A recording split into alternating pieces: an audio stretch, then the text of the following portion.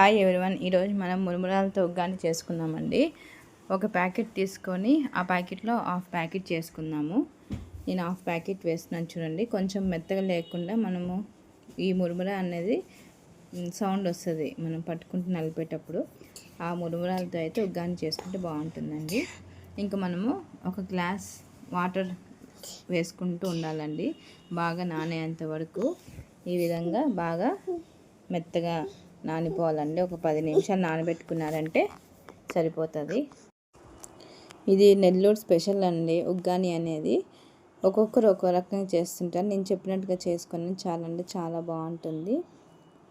ఇంకా మనం నానబెట్టుకునేసాము చూడండి. ఇంకా మనం 10 నిమిషాలు నానబెట్టుకున్నాం కదా, బాగా మెత్తగా నానిపోయింది. ఈ విధంగా వాటర్ అనేది తీసేయాలి. దాంట్లో మురుమురాల్లో గట్టిగా పిండుకోవాలి, వాటర్ లేకుండా. ఒక గిన్నెలోకి సర్వ్ చేసుకోండి ఈ విధంగా పొడి పొడిగా. ఇంకా మనం పెనం పెట్టుకొని ఇలాంటి కడాయిలో చేసుకున్నారంటే బాగుంటుందండి. అన్నీ రెడీ చేసుకోవాలి, ఆనియన్స్, పచ్చిమిరపకాయలు అన్నీ. ఇంకా మనము నూనె వేసుకుందామండి. 1.5 టేబుల్ స్పూన్ ఆయిల్ వేసుకుందాము. ఇంకా మనం ఆయిల్ హీట్ అయిపోయిందండి. తగినన్ని ఆవాలు వేసుకుందాం, 1 టేబుల్ స్పూన్. తగినన్ని జీలకర్ర కూడా వేసుకుందాము. ఇంకా ఒక ఆనియన్ కట్ చేసుకొని పొడిగా ఈ విధంగా వేసుకున్నారంటే సరిపోతుంది. చిన్నగా అయినా కూడా కట్ చేసుకోవచ్చు. ఈ విధంగా కలుపుకొని 2 నుంచి 3 నిమిషాల వరకు. ఇంకా మనము కరివేపాకు వేసుకుందామండి, చిటికెడంతా. ఇంకా కలపని 2 సెకండ్లు.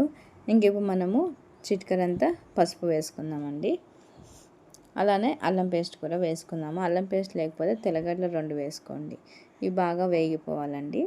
ఇంకా మనం చూడండి, మురుమురాలు అనేది నేను బాగా వాటర్ అనేది పిండేసి బాగా ఇలా పొడి పొడిగా ఉంటే ఉగ్గాని అనేది బాగా అవుతుందండి.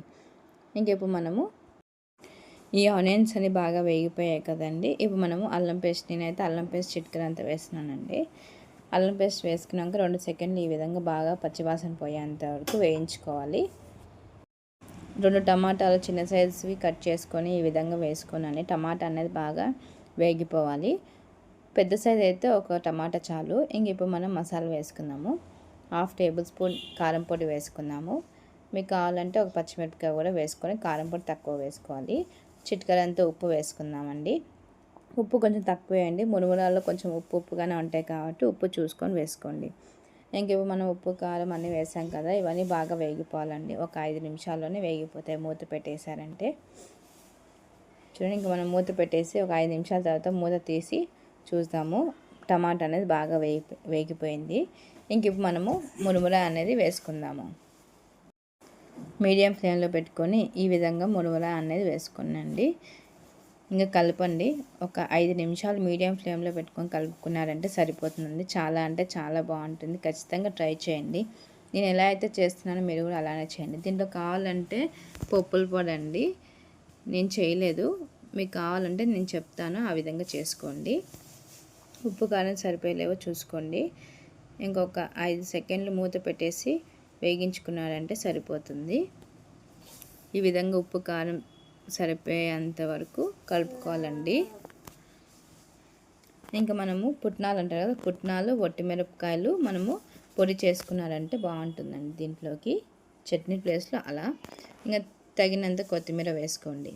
కొత్తిమీర వేసుకొని ఒక 2 సెకండ్లు ఈ విధంగా కలుపుకున్నారంటే కొత్తిమీర ఫ్లేవర్ అనేది బాగా పడుతుందండి. చాలా అంటే చాలా బాగుంటుంది. వేడి వేడిగా ఉన్న తినచ్చు, చల్లగా అయిపోయినా కూడా తినచ్చు. ఇంకా రెడీ అయిపోయిందండి ఉగ్గాని అనేది. ఖచ్చితంగా లైక్ చేయండి, సబ్స్క్రైబ్ చేయండి, షేర్ చేయండి. ఖచ్చితంగా కామెంట్ రూపంలో చెప్పండి ఎలా ఉంది ఉగ్గాని అనేది. Thank you.